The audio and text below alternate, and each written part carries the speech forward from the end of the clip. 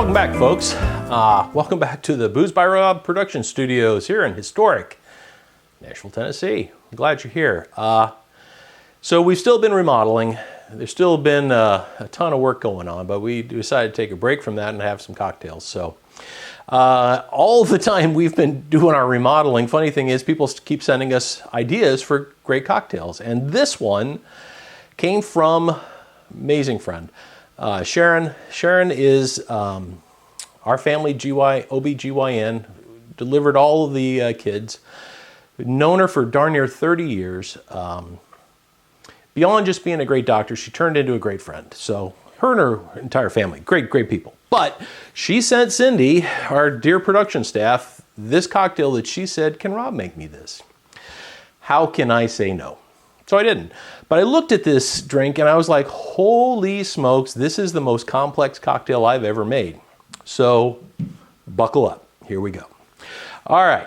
The first ingredient is a violet syrup. Violet syrup, yes.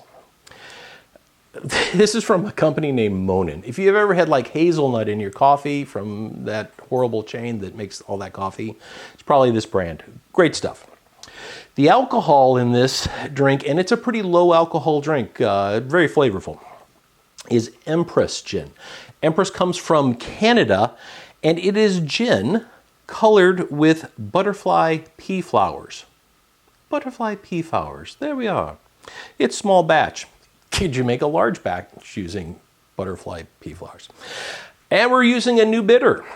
It called for floral bitters. And I searched that and there were no floral bitters, but everything pointed to lavender bitters. So this is from a brand named Scrappy's, got it on Amazon, and I put it in a Barfly bitters bottle. We're gonna use a teeny tiny little bit of it. All right, next, we're gonna use a little bit of honey. We're gonna garnish with some orange zest, and the base of this is actually a pear. So I've gone ahead and cut up a pear. We're gonna add to our blender. There we go. Along with, and that's peeled, so no seeds, no nothing, just the pear. Half a cup of ice. In we go. So we're going to put our blades in. And this is a Ninja, great brand. Blenders are kind of here and there, but this one is a rock star. All I'm gonna do is pulse it until I get it, kind of fine. So pardon for the noise. One moment, please.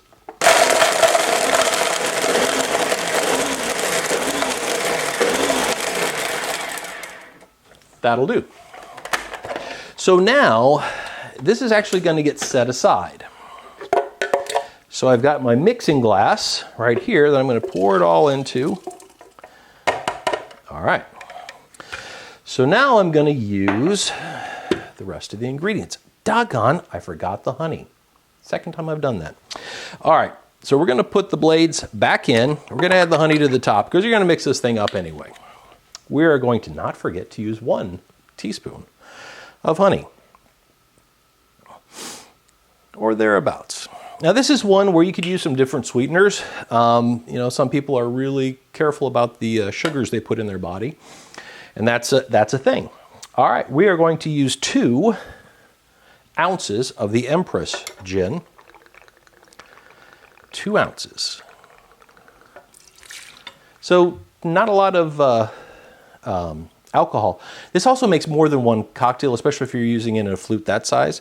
You're gonna use 1 ounce of the Monin Violet Premium Gourmet Syrup.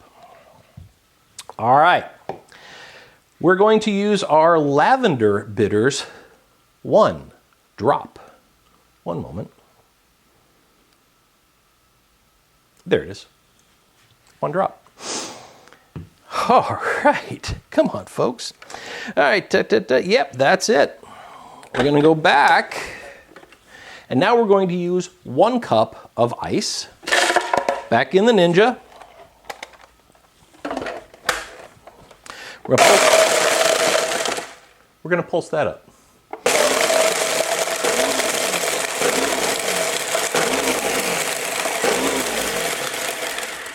That dog will hunt. All right. So now is when we start putting this whole thing together. Oh, and yes, I did buy the right glass. It's the right one in the drink. So we're going to take the first part, which is the pear mixture, and we're going to add about half. Now notice there's plenty more for another drink. Then we're going to layer in the purple side of the drink, and this is where it's kind of cool to use the back of a bar spoon to pour on so we can keep the layers as intact as we can. About in there. All right. Now the garnish for this drink is orange zest. So we have an orange and we have a micropline zester, and all we're going to do is just shave some off like that. And kind of reminiscent of our friend Emerald. Pow. There you go. Or bam. No, he said bam. And then we're going to grab something to stir it up. Here we go. And there you have the Starry Night Granita. It's a pretty drink. We've tried it before. It's wonderful. It's difficult to make. It's worth it. It tastes like the color purple. I don't know how to describe it. Try it or come over and we'll make one of these things for you. But cheers, folks, and enjoy. So you do have to stir it up. And there you go. Sharon, this Starry Night Granita is for you.